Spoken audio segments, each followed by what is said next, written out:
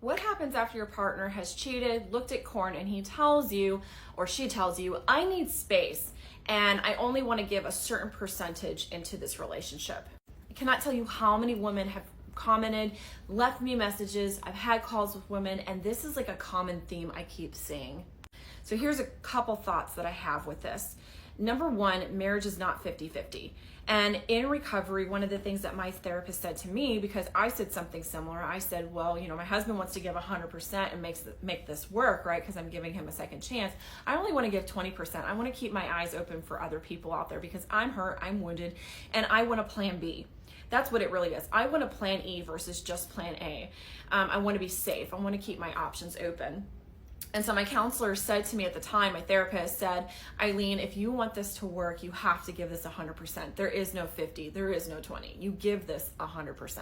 So when your partner comes to you and says, I only want to give 20%, I only want to give 50%, I don't care if it's the betrayed or the cheater. If you want the marriage to work, the reality is you have to give 100% on both sides. There is no plan B. It is plan A or the relationship's over. So keeping your options open is not part of the plan. So the other thing they like to say is, I need space. Now, I get in the beginning, after the infidelity has come out, after the corn addiction has come out and everything is going crazy, that they need space to figure out what it is they want. What they actually need to figure out, the future, what they're looking for am I going to live the bachelor or bachelorette lifestyle where I'm polyamorous, where I'm promiscuous, where I'm sleeping with a lot of people, cheating, I'm looking into all these different people for something that is insatiable, something that I think I'm looking for, or am I going to choose to be with my family, fight for my family, be monogamous, commit to my family, and build something here that's truly going to last? Those are the two choices. Like, it's one or the other. And so if they need space to figure that out, then give them the space to figure that out, because it is a choice. At the end of the day, it is a choice. However, once that choice has been made, like, yes, I want to do therapy, yes, I want to be monogamous, yes, I want my family back, good, then you give 100%. And the other thing that they like to say a lot is, well, I need to go over here and I need to fix this without you in it. No, sir. No, sir, no, ma'am. And this is like one of the worst traps that they can fall in, because if they try to take control of this themselves, they will fail. This is why the quote, cheaters always cheat and a relapse will always occur, happens because if you try to do this on your own, and I'm talking to people who cheat, I'm talking to people who are trying to get out of corn recovery, I'm even talking to people who have been betrayed.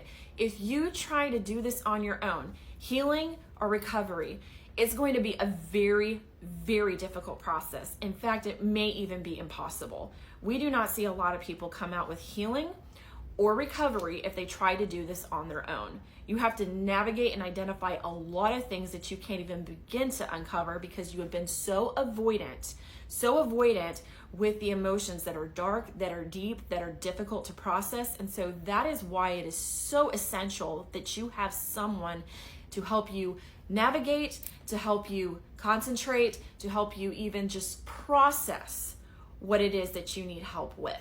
So if they come to you and say, I'm going to do this on my own, I would set a boundary and say, absolutely not. If you want to give this relationship 100%, you will go to recovery, you will go to therapy. And if you want a monogamous relationship with me, like that is something you have communicated that you want, then I'm your team player and I'm going to walk through the fire with you.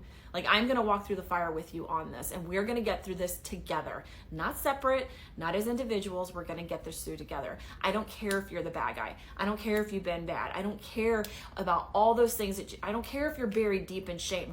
We will get through this together.